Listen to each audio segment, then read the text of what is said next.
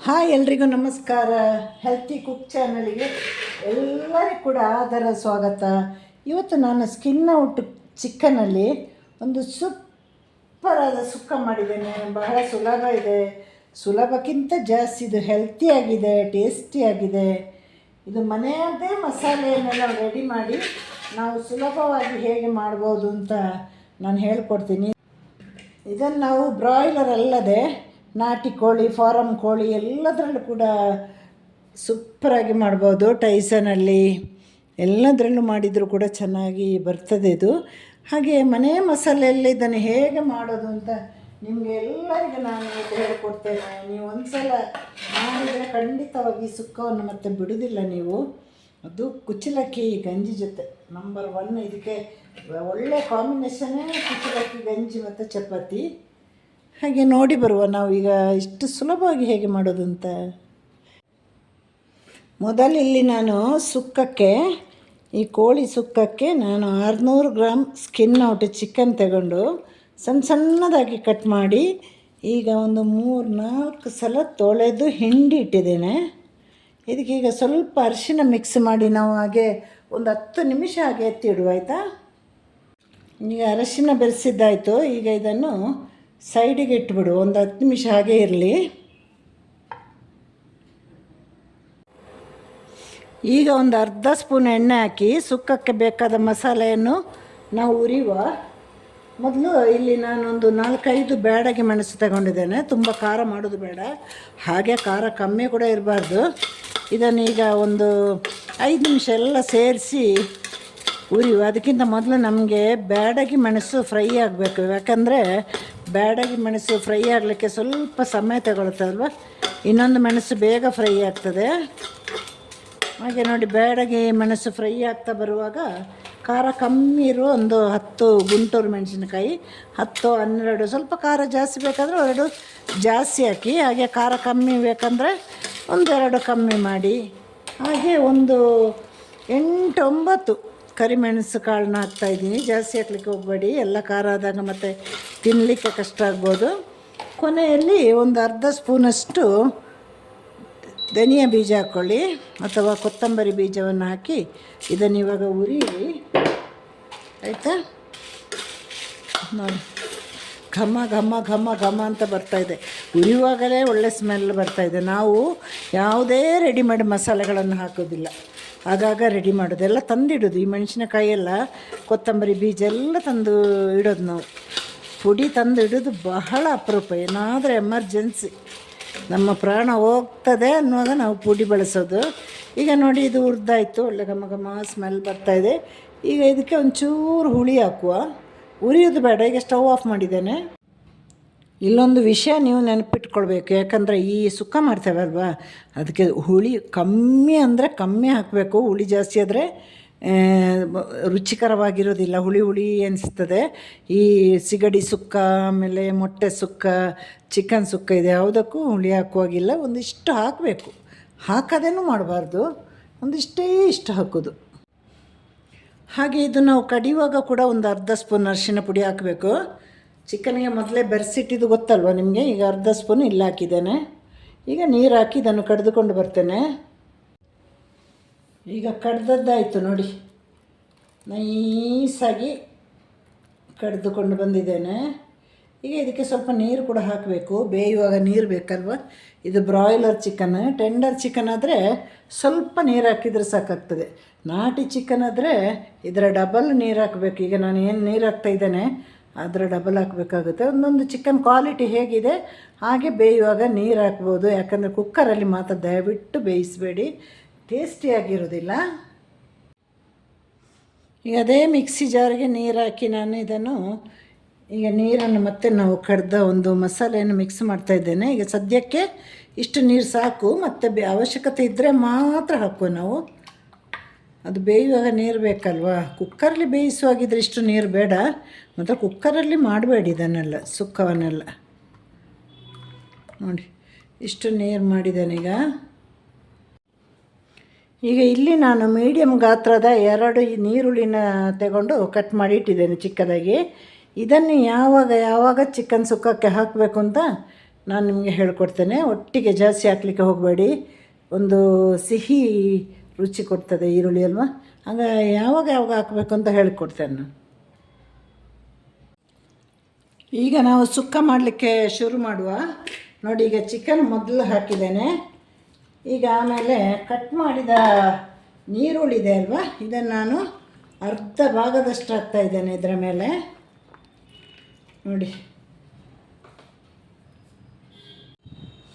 ಈಗ ರುಚಿಗೆ ತಕ್ಕ ಉಪ್ಪು ಹಾಕ್ತಾಯಿದ್ದೇನೆ. ಉಪ್ಪು ಸ್ವಲ್ಪ ಕಮ್ಮಿ ಹಾಕಿ ಆಯಿತಾ, ಮತ್ತೆ ಬೇಕಂದರೆ ನಾವು ಹಾಕ್ಬೋದು, ಯಾಕೆಂದರೆ ಸುಕ್ಕಕ್ಕೆ ಬೇಗ ಉಪ್ಪು ಜಾಸ್ತಿ ಆಗಿಬಿಡೋದು. ಹಾಗಾಗಿ ನೋಡಿ ಮತ್ತೆ ಹಾಕಿ. ನಾನು ಇವಾಗ ಒಂದು ಅರ್ಧ ಸ್ಪೂನಷ್ಟು ಹಾಕಿದ್ದೇನೆ. ಚಿಕನ್ ಎಳಿಬೇಕಲ್ವ ಉಪ್ಪನ್ನು. ಈಗ ನಾವು ಕಡೆದ ಮಸಾಲೆಯನ್ನು ಸೇರಿಸುವ. ನಿಮಗೆ ಖಾರ ಜಾಸ್ತಿ ಅಂದರೆ ಸ್ವಲ್ಪ ತೆಗೆದು ಫ್ರಿಜ್ಜಲ್ಲಿ ಇಡ್ಬೋದು.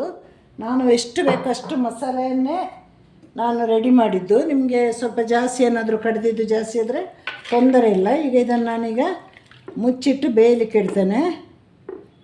ನೀವು ನಾಟಿ ಕೋಳಿ ಎಲ್ಲ ಸುಕ್ಕ ಮಾಡುವಾಗಿದ್ದರೆ ಮೊದಲು ಉಪ್ಪು ಹಾಕಬಾರ್ದು, ಬೇಯುವ ತನಕ ಉಪ್ಪು ಹಾಕುವಾಗಿಲ್ಲ. ಈಗ ಬೇಯಲಿಕ್ಕೆ ಇಟ್ಟಿದ್ದೇನೆ, ಫುಲ್ಲು ಫ್ಲೇಮಲ್ಲಿ ಇಟ್ಟಿದ್ದೇನೆ. ಇದು ಕುದಿಯುವಾಗ ಒಂದು ಮೀಡಿಯಮ್ ಫ್ಲೇಮಲ್ಲಿಟ್ಟು ಬೇಯಿಸಿ. ಅಷ್ಟೊತ್ತಿಗೆ ನಾವು ತೆಂಗಿನ ತುರಿಯನ್ನು ರೆಡಿ ಮಾಡಿ ಬರುವ ಆಯಿತಾ. ಇದು ಬೇಯ್ತಾ ಇರಲಿ. ಚಿಕ್ಕ ಚಿಕ್ಕ ಪೀಸ್ ಮಾಡ್ಕೊಳ್ಳಿ, ಆಗ ಬೇಗ ಬೇಯ್ತದೆ. ಅಲ್ಲಿ ಚಿಕನ್ ಮಸಾಲೆಯೊಂದಿಗೆ ಕುದೀತಾ ಇದೆ. ಇಲ್ಲಿ ನಾನು ಒಂದು ಸಣ್ಣ ಕಪ್ ಅಂದರೆ ಒಂದು ಮೀಡಿಯಮ್ ಗಾತ್ರದ ಕಪ್ಪಲ್ಲಿ ತೆಂಗಿನ ಕಾಯಿನ ತುರಿದಿಟ್ಟಿದ್ದೇನೆ. ಇದಕ್ಕೀಗ ಒಂದು ಚಿಕ್ಕ ಬೆಳ್ಳುಳ್ಳಿ ಹೆಸಳು ಹಾಗೂ ಒಂದು ದೊಡ್ಡ ಬೆಳ್ಳುಳ್ಳಿ ಹೆಸಳು, ಹಾಗೆ ಒಂದೇ ಒಂದು ಚಿಟಿಕೆ ಜೀರಿಗೆ ಹಾಕಬೇಕು. ನೋಡಿ, ಹಾಕಿ ಒಂದೇ ಒಂದು ರೌಂಡು, ನೀರು ಹಾಕುವಾಗಿಲ್ಲ, ಪುಡಿ ಮಾಡೋದು. ಜಸ್ಟ್ ಪುಡಿ ಮಾಡಿದರೆ ಸಾಕು. ಪುಡಿ ಮಾಡಿಲ್ಲ ಅಂದರೆ ಏನಾಗ್ತದೆ ಗೊತ್ತಾ, ಇದು ಸ್ವಲ್ಪ ದೊಡ್ಡ ಇದಲ್ವ. ನೋಡಿ, ತೆಂಗಿನ ತುರಿ ನೋಡಿ, ಸ್ವಲ್ಪ ಹೀಗೆ ಇಷ್ಟು ದೊಡ್ಡದಿದ್ದರೆ ಅದು ಸರಿ ಬರೋದಿಲ್ಲ. ಅಡುಗೆ ಮಾಡುವಾಗೇ ಮಾಡಬೇಕಲ್ವ, ಆಗಲೇ ತಿನ್ನಲಿಕ್ಕೂ ಚೆಂದ ಕಾಣೋದು, ನೋಡಲಿಕ್ಕೂ ಚೆಂದ ಕಾಣಬೇಕು, ತಿನ್ನಲಿಕ್ಕೂ ಚೆಂದ ಕಾಣಬೇಕಲ್ವಾ. ಪುಡಿ ಮಾಡಿಕೊಂಡು ಬರ್ತೇನೆ ಈಗ. ನೋಡಿ, ಜಸ್ಟು ಒಂದು ರೌಂಡಷ್ಟೇ ಮಿಕ್ಸಿನ ಓಡಿಸಿದೆ. ಇದರಲ್ಲಿ ಪುಡಿ ಆಗಬೇಕಿದು. ಬೆಳ್ಳುಳ್ಳಿ, ಚೂರು ಜೀರಿಗೆ, ತೆಂಗಿನ ತುರಿ. ನೋಡಿ, ಇದನ್ನು ಇದು ಹೀಗೆ ಇರಲಿ. ಇನ್ನು ಚಿಕನ್ ಒಳ್ಳೆ ಬೇಯಬೇಕು. ಬೆಂದ ಮೇಲೆ ಇದನ್ನು ಸೇರಿಸೋದು. ಕೊನೆಯಲ್ಲಿ ಒಂದು ಈರುಳ್ಳಿ ಒಗ್ಗರಣೆ ಕೂಡ ಕೊಡಲಿಕ್ಕಿದೆ, ಹಾಗೆ ಇರಲಿ ಇದು. ಈಗ ನಮ್ಮ ಚಿಕನ್ ಏನಾಗಿದೆ ನೋಡುವ, ಎಷ್ಟು ನೀರಿದೆ, ಎಷ್ಟು ನೀರು ಬತ್ತಿದೆ. ಹಾಗೆ ಇದನ್ನೀಗ ನೋಡಿ, ಇದು ಬೇಯುವಾಗ ಈ ನೀರೆಲ್ಲ ಬತ್ತಿ ಹೋಗ್ತದೆ. ಹೀಗೆ ಬೇಯಲೀಗ. ಉಪ್ಪು ಬೇಕಂದರೆ ಈಗ ನೋಡಿ ಹಾಕ್ಬೋದು, ಒಂಚೂರು ಬೇಕು ಉಪ್ಪು. ನೋಡಿ,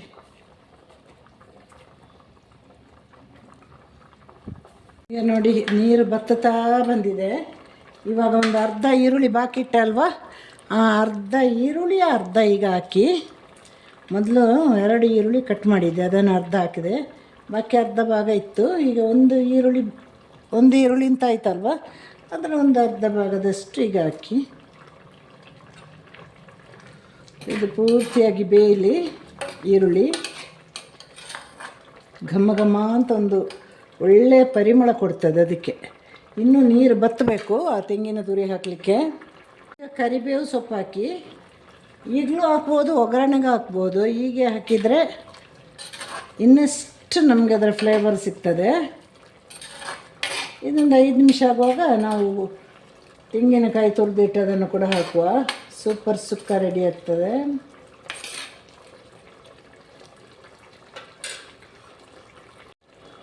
ಈಗ ಪುಡಿ ಮಾಡಿದ ತೆಂಗಿನ ತುರಿ ಹಾಕ್ತೇನೆ. ಇದು ಬೇಯಬೇಕಲ್ವಾ, ಬೆಂದಿಲ್ಲ ಅಂದರೆ ಇದು ನಮಗೇನು ಈ ಸುಕ್ಕ ಕೆಟ್ಟು ಹೋಗ್ಬೋದು. ಅದು ಬಿಸಿಲು ಕಾಲ ಬೇರೆ. ಒಂದು 5 ನಿಮಿಷ ನಮ್ಮ ಸುಕ್ಕದಲ್ಲಿ ಈ ತೆಂಗಿನ ತುರಿ ಕೂಡ ಚೆನ್ನಾಗಿ ಬೇಯಬೇಕು. ಹಾಗೆ ನಾನೀಗ ಈರುಳ್ಳಿ ಒಗ್ಗರಣೆಗೆ ರೆಡಿ ಮಾಡ್ತೇನೆ. ಈಗ ಎಣ್ಣೆ ಬಿಸಿಯಾಗಿದೆ. ನಾನಿಲ್ಲಿ ತೆಂಗಿನ ಎಣ್ಣೆ ತಗೊಂಡದ್ದು 1 ಸ್ಪೂನು. ಈಗ ಕೊನೆಯಲ್ಲಿ ನಾವು ಒಂದು ಅರ್ಧ ಭಾಗ ನೀರುಳ್ಳಿ ಪೀಸ್ ಇದೆ ಅಲ್ವಾ, ಅದನ್ನು ಇದಕ್ಕೆ ಹಾಕಿ ಕೆಂಪು ಬಣ್ಣಕ್ಕೆ ಬರುವ ತನಕ ಕರಿಯುವ. ಕೆಂಪು ಬಣ್ಣ ಬರಬೇಕಿದು.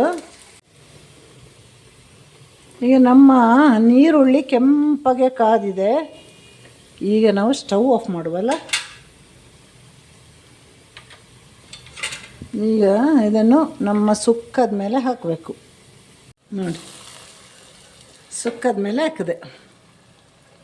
ಇಲ್ಲಿ ಬಾಕಿ ಎಲ್ಲ ಈರುಳ್ಳಿ ಎಲ್ಲ ಇದ್ದರೆ, ಪೀಸೆಲ್ಲ ಇದ್ದರೆ ಹಾಕಿ ಇದಕ್ಕೆ. ಈಗ ಇದನ್ನು ನೋಡಿ ನೋಡಿ ನೋಡಿ ಪಾತ್ರೆ ಬೀಳ ಚೆಂದವಾಗಿ ಮಿಕ್ಸ್ ಮಾಡಬೇಕು ಸುಕ್ಕವನ್ನು. ನೋಡಿ, ಸೂಪರ್ ಸುಕ್ಕ ರೆಡಿ ಆಯಿತು. ನೋಡಿ, ಇನ್ನು 2 ನಿಮಿಷ ಆದರೆ ಇದರ ನೀರು ಎಲ್ಲ ಬತ್ತಿ ಹೋಗ್ತದೆ. ಎಂಥ ಒಂದು ಸುಕ್ಕ ಆಗಿದೆ ನೋಡಿ. ನೋಡಿ, ಇದನ್ನಾಗೆ ಒಂದು ಸಿಮ್ಮಲ್ಲಿ 2 ನಿಮಿಷ ಇಟ್ಟು ಅದರ ನೀರು ಬತ್ತಿ ಹೋಗಲಿ.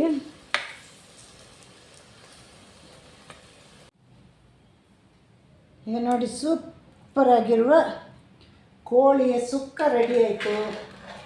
ಎಲ್ಲರೂ ಕೂಡ ಮನೆಯಲ್ಲಿ ಹೀಗೆ ಮಾಡಿ ನೋಡಿ, ಹಾಗೆ ಹೇಗಿತ್ತು ಅಂತ ನನಗೆ ಕಮೆಂಟ್ ಮಾಡಿ. ಇದೇ ರೀತಿಯಾಗಿ ಮಾಡಿ. ಇದಕ್ಕೆ ಕುಚ್ಚಲಕ್ಕಿ ಗಂಜಿ, ಚಪಾತಿ, ರೊಟ್ಟಿ, ಬಿಳಿ ಅನ್ನ, ರಸಮ್ ಎಲ್ಲದಕ್ಕೂ ಕೂಡ ಸೂಪರಾಗಿರ್ತದೆ. ಹಾಗಾಗಿ ಎಲ್ಲರೂ ಹೀಗೆ ಮಾಡಿ ನನಗೆ ಕಮೆಂಟ್ ಮಾಡಿ, ಆಮೇಲೆ ಲೈಕ್ ಮಾಡಿ. ಒಳ್ಳೊಳ್ಳೆ ಅಡುಗೆ ನಾನು ಮತ್ತೆ ಬರ್ತೇನೆ. ನಿಮ್ಮೆಲ್ಲರ ಸಪೋರ್ಟ್ ಇದ್ದರೆ ಮಾತ್ರ ನನಗೆ ಅಡುಗೆ ಮಾಡಿ ಬರಲಿಕ್ಕೆ ಆಗ್ತದೆ. ಎಷ್ಟು ಕಷ್ಟ ಇದೆ ಅಲ್ವ ಒಂದು ಅಡುಗೆ ಮಾಡಿ, ವಿಡಿಯೋ ಮಾಡಿ, ಅದನ್ನು ಅಪ್ಲೋಡ್ ಮಾಡಿ, ಎಡಿಟ್ ಮಾಡಿ ಹಾಕಲಿಕ್ಕೆ. ಹಾಗೆ ನಿಮ್ಮೆಲ್ಲ ಸಪೋರ್ಟ್ ಇದ್ದರೆ ಇನ್ನಷ್ಟು ಸುಲಭವಾದ ರುಚಿಯಾದ ಅಡುಗೆ ಮತ್ತು ಹೆಲ್ತಿ ಅಡುಗೆಯನ್ನು ನಿಮಗೆ ನಾನು ತೋರಿಸ್ಕೊಡ್ತೀನಿ. ಎಲ್ಲರಿಗೂ tata bye bye, see you, take care.